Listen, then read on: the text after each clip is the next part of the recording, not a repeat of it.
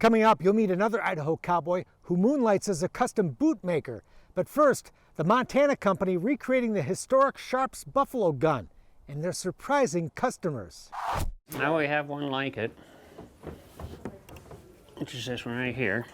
It's the big rifle that co-starred with Tom Selleck in Quigley Down Under, and it was made in the small town of Big Timber, Montana. Yeah, we did Quigley. We built for Dances with Wolves, Crossfire Trail, and Wyatt Earp. All of those guns were built from raw steel and wood at the Shiloh Sharps Rifle Company.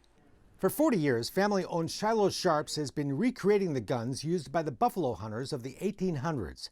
And they are very period correct. We're the only company in the world whose parts interchange with the originals. And these prized rifles are coveted by buyers all over the world. People like history and people like to compete. Some people hunt with them. Other people hang them on the wall and never shoot them. The guns made here at Shiloh Sharps are exactly the same as the ones made back in the 1800s, like this 1874 model owned by famous frontier photographer L.A. Huffman. It's the exact same rifle you see in this historic photograph and one of several museum-quality pieces displayed in the Shiloh showroom. So this is the foundry.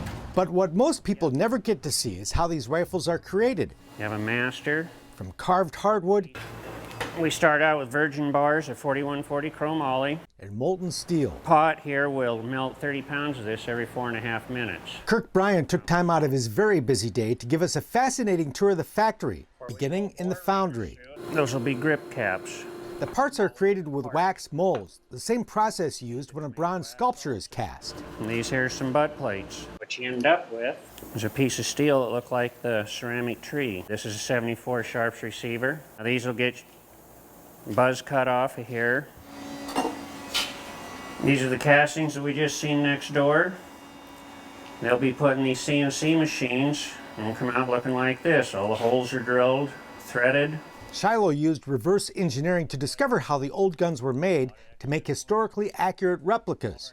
High-tech equipment is of course used today, but much of the meticulous craftsmanship is still done by hand. And here's what some people have. This one here's got gold inlay. There's a buffalo on this side, a wolf on that side.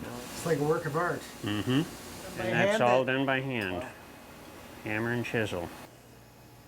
This is the woodwork. These accent lines, this is all hand filed. If a person wants a double AAA finish, then they're put back together and hand sanded with 1000 grit and oil until they get a nice sheen and all the pores are filled. This is the area where the final gun's assembled, inspected, and final tagged before it gets shipped out of here to its new customer. And when you get done, this is what your final product is. Every gun is different.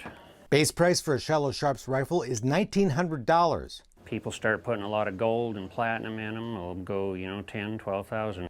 While some of these guns go up on a wall and will never be fired, a growing number of men and women of all ages compete with these rifles in long-range target shooting, firing at targets more than 800 yards away, using nothing more than the old iron sights of the 1800s. It's different. It's history. It's not...